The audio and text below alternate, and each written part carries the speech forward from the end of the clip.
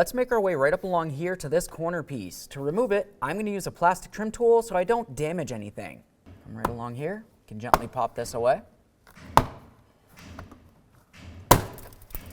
There we are. Now let's move along to this area right here. Looking behind the door handle, you're going to see a rectangular panel. To remove that, I'm going to use a small flathead screwdriver. Come right up along the top, there's a little groove. I can put it in, press, and it should want to pop free. After that, looking behind, you're going to find 2 Phillips head screws. Remove them. There's one down here.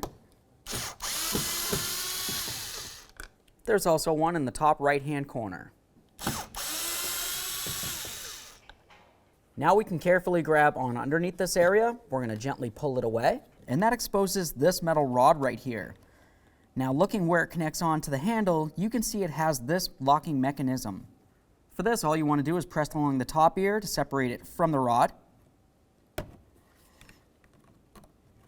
Now once the lock is off of there, you can gently pry the rod up and away from the handle. Making your way underneath the handle, you'll also find another Phillips head screw. Go ahead and remove it.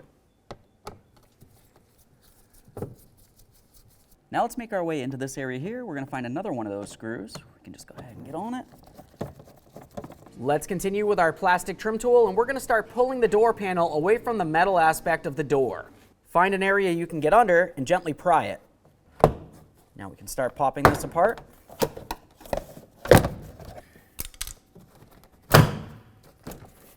Once it seems as though it's pulled away from the door, you would also want to lift it up.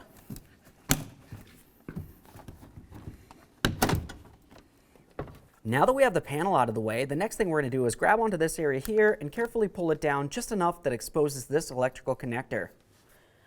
Let's use our pocket screwdriver, and we're going to carefully press in on this little tab and gently separate the two. Once you have that off of there, make your way up here. We're going to go ahead and get in between that area with a trim tool. We'll use our 8mm socket to remove all 3 of these.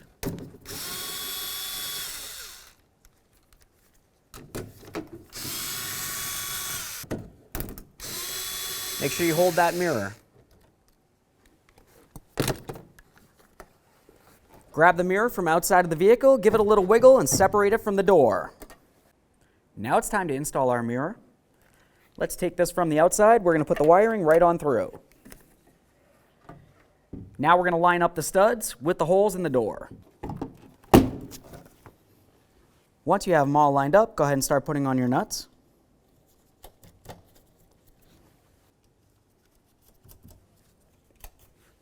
Make sure they're tight.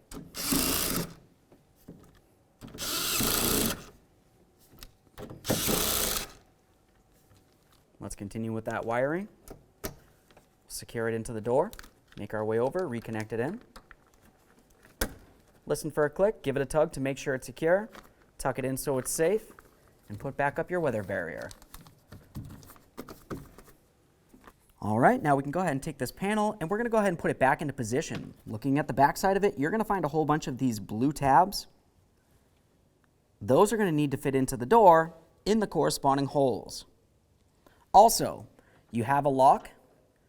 You want to make sure that you bring up the door panel up and over this, and then put it in and through this area. Now, while I'm coming high, I also want to pay attention to this top ridge right here. It needs to go up and above the top of the door, this area here, and then hook in and behind it. Get that door lock into its proper area. We're coming in nice and high. Bring it down. Now we can start rolling it down, and we're going to look along this area to make sure they line up. Once they do, you can start pressing this together.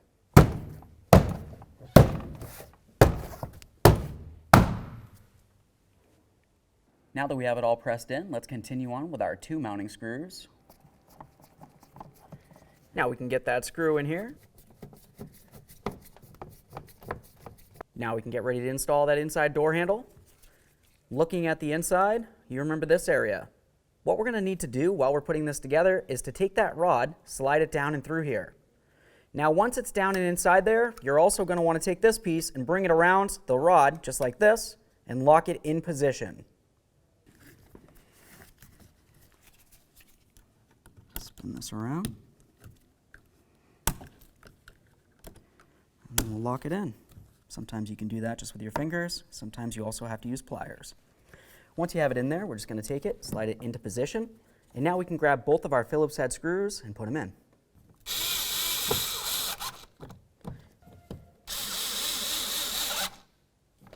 Now we can reinstall that rectangle cover.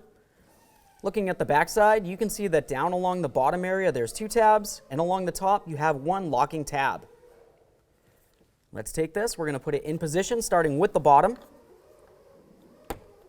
Once it's in, lock it in by pressing the top.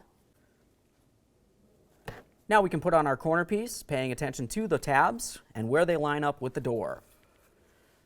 We're going to take this. You can see that it has a tab area under here that's going to need to go under the panel, so we'll just carefully pull that away a little bit. You should be able to slide it down and into position and then press it in to lock it.